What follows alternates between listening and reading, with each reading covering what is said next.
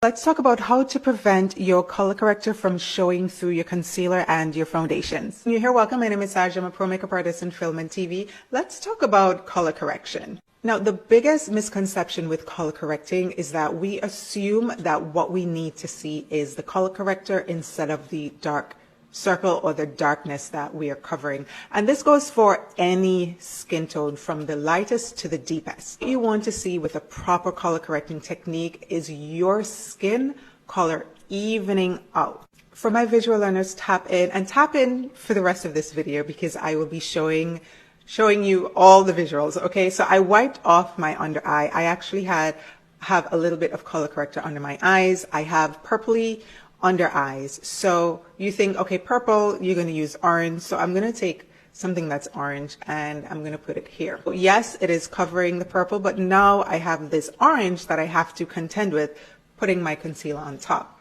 However, if I choose the right value of color corrector for my skin's intensity and I put it here,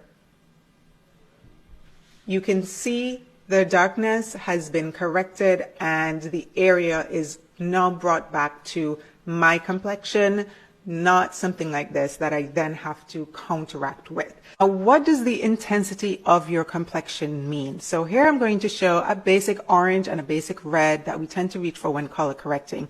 The intensity of your complexion is going to mean how light versus how dark your complexion is.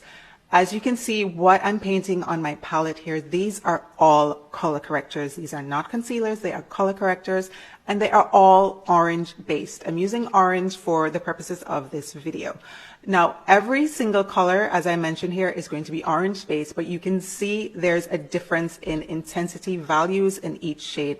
I am going from deep all the way down to light and some medium in between. Choosing colors like these as your color corrector, both for under eyes and on your skin, is going to, as I mentioned, take that darkness out and it's going to create an even toned complexion. It is going to bring your complexion forward, and then you can go forward with the rest of your base makeup routine and you don't have to fight against covering up the orange and the red that will show through if you use this high intense pigment. This is also why when I speak in color correction, I like using terms like salmon or peach, and that's just to kind of get you away from the visual idea of a flat out orange that I have here on my palette. And as always, I hope this helps.